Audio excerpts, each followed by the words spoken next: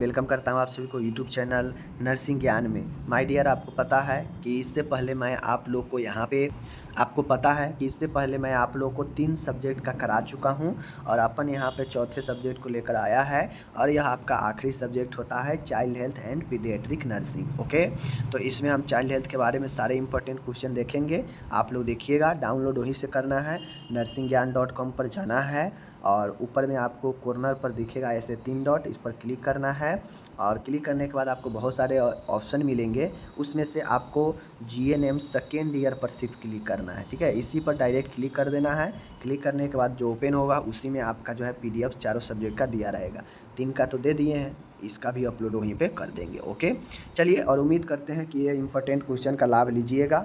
जितना हो सके आप लोग तैयारी यहाँ से कीजिएगा, ठीक है। चलिए, नॉलेज और परीक्षा के लिए महत्वपूर्ण रहेगा। आगे यहाँ पे देख लीजिए, GNM second year important question, महत्वपूर्ण क्वेश्चन का यह आखिरी है। चलिए देखते हैं।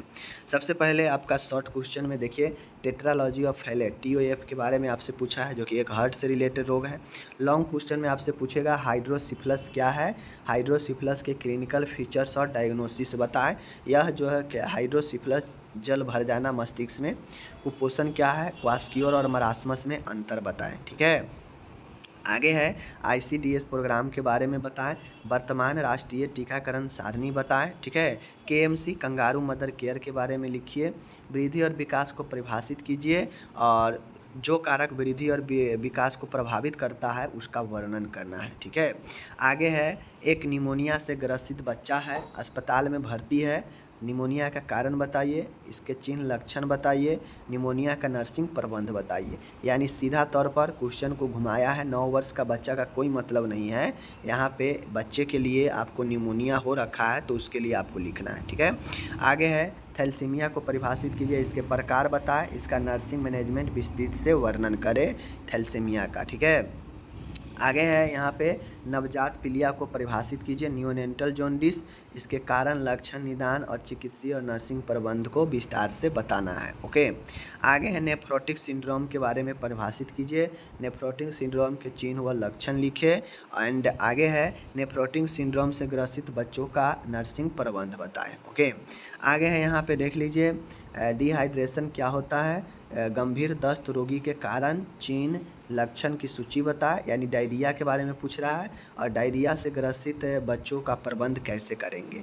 तो डायरिया और डिहाइड्रेशन एक में हो गया। आगे है, कंगारू मदर केयर, ये तो हो गया केएमसी ऊपर ही, तो इसको छोड़ दीजिए, ठीक है, रिपीटेड है। उसके बाद है, डाउन सिंड्रोम के बारे में बताना है, तो ये क्वेश्चन अच्छा है।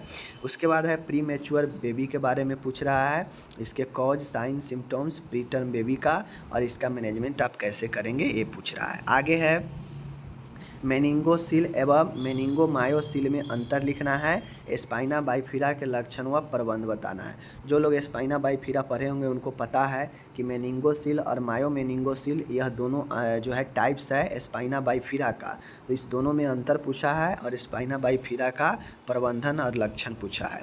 उसके बाद है, जुवेनाइल जस्टिस एक्ट, किशोर न्याय अधिनियम, प्रोटीन एनर्जी कुपोषण, जिसे प्रोटीन एनर्जी माल न्यूट्रिशन पीईएम कहते हैं, ठीक है। ऑक्सीजन थेरेपी के बारे में लिखना है एंड बच्चों की दवा की खुराक की मात्रा आप कैसे गणना करेंगे इसके बारे में आपको पीडियाट्रिक ड्रग डोज कैलकुलेशन। जन्मजात हृदय संबंधी बीमारी को बताना है, जन्मजात हृदय रोग से ग्रसित बच्चों का नर्सिंग प्लान तैयार करना है, ठीक है। अब आगे है यहाँ पे, भ्रूण रक्त परिसंचरण, फीटल सर्कुलेशन के बारे में बताना है, अपगार के बारे में लिखना है, पीडियाट्रिक नर्सिंग के सिद्धांत के बारे में लिखना है, ठीक है।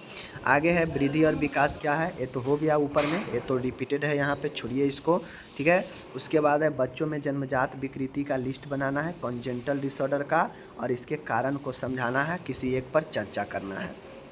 आगे है, अति बिलिरुबिनता रक्त को परिभाषित करें, जिसे हम लोग हाइपर बिलिरुबिनेमिया कहते हैं, इसके कारण लिखना है हाइपर बिलिरुबिनेमिया का, एंड अति बिलिरुबिनेमिया से ग्रसित बच्चों का नर्सिंग देखभाल बताना है। आगे आता है, यहाँ पे देख लीजिए आप लोग, पोलियोमेलाइटिस क्या है, इसके चिन्ह लक्षण लिखिए पोलियोमेलाइटिस का, ठीक है।